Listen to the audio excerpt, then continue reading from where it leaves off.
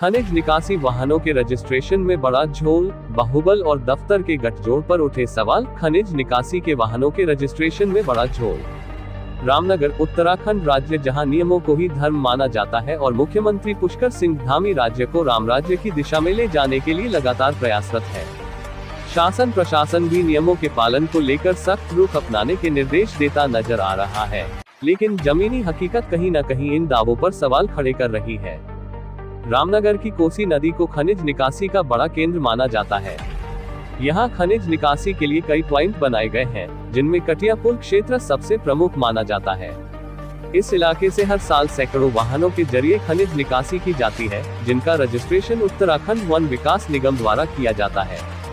नियमों के अनुसार हर वाहन का समय समय पर रजिस्ट्रेशन रिन्यू होना अनिवार्य है, लेकिन आरोप है कि रजिस्ट्रेशन नवीनीकरण के दौरान नियमों की खुलेआम अनदेखी की जा रही है।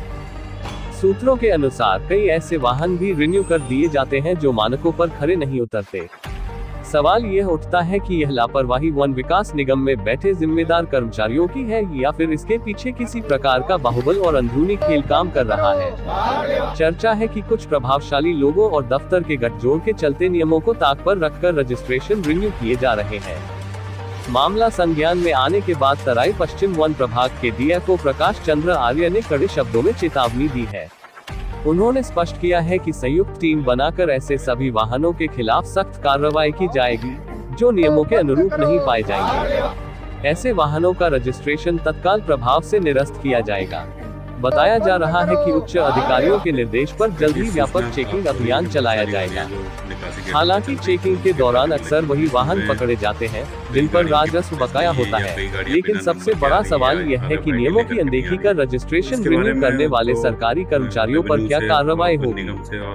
फिलहाल कटिया पुल क्षेत्र में संचालित सभी खनिज वाहनों की जानकारी उत्तराखंड वन विकास निगम से मांगी गई है, जिसका खुलासा जल्द होने की उम्मीद है। इसके बाद ये देखना अहम होगा कि धामी सरकार ऐसे लापरवाह अधिकारियों और कर्मचारियों पर कब और कैसे कार्रवाई करती है।